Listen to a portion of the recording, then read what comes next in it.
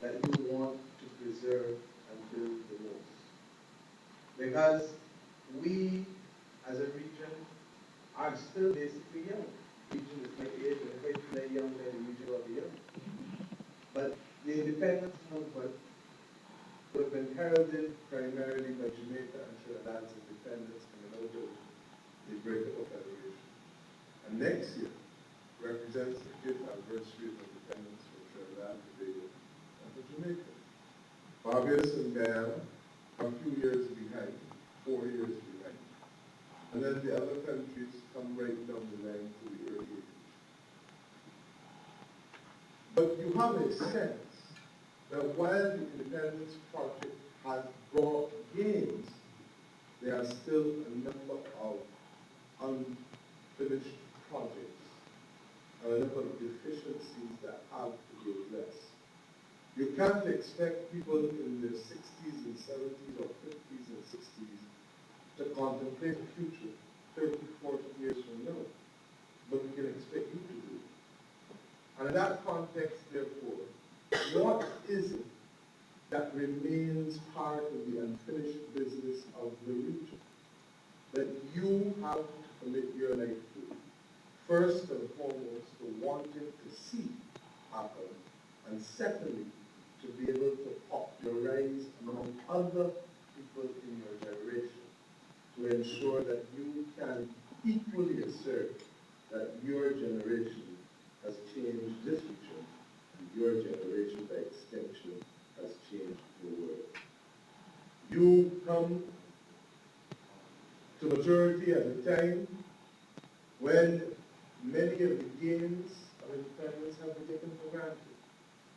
You come to maturity at a time when education for all has more or less at a quantitative level been achieved. That there are school places for almost everyone. Have we completed it in terms of pre-primary, early childhood, and post-secondary as much as we would like? No, there's distance to be gone. But the real challenge is the kind of education and the quality of education and the definition of education. And is education simply about the gain of certificates and the provision of training for the gainful employment of you? Or is education also about rooting you as citizens of this region, such that the high winds that will blow and that are blowing, that bring the information that's generated from outside of this region, that you can remain rooted in spite of that exposure to all views, all perspectives, and all images, all sounds. What do I mean? Majority of young people spend time on the computer, social media sites. They expose to music and lyrics, some positive, some negative. Exposure to images, some positive, some negative. But if you are rooted, both in terms of your moral compass and in terms of your identity as Caribbean people, it doesn't matter who you're exposed to. It doesn't matter what you listen to. It doesn't matter what you see. Because you know who you are. And the essence of you, and essence comes from the Latin word esse, E-S-S-E, which is to be. Being, the being, your central being, does not change because you know who you are.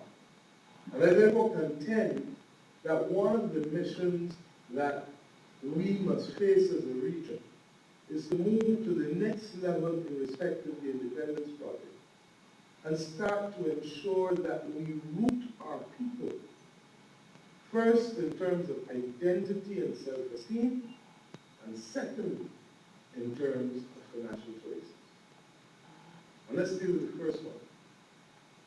People, let me put it another way. I remember when I was at 14 or 15, 2 o'clock in the morning, listening to the radio when I first heard the election song. Never forget. First time. It wasn't bomb. It who really wrote those words. It was Marcus Garvey, 50 years before more popular racism. But the message never got to the masses of Caribbean people. And the image of Marcus Garvey for most Caribbean people was of a man who was prosecuted by the federal authorities in the United States of America for mail fraud, which is a fancy phrase for taking people money they saved and booking trips to Africa and never be able to honor it.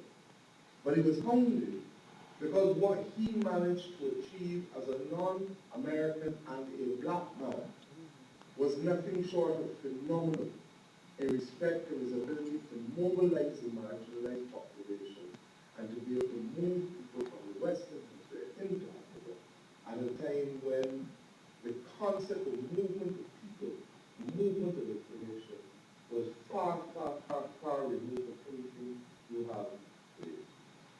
But fortunately, the message was there. Fortunately, Paul popularized it. Unfortunately, he said it better, and Marcus said it better than any of us can say. Emancipate yourselves from the slavery. And why do I say so? This region was constructed as the first modern project in the Western Hemisphere of racism. And it is not a justification for us to discriminate against anyone for any reason whatsoever. But it is a reality that we must never forget. Because while we have removed the legal vestiges of racism and discrimination from our societies, the intangible consequences remain. How many young people still believe that it is desirable to beach across this region? How many young people look in the mirror and don't like what they see? How many young people have a problem with how they feel about themselves? And before we start to get to the large institutional structures of government and governance, we need to deal with liking who we see. And it is interesting, I'm not sure the name is Emsley, it was, when asked about her dream,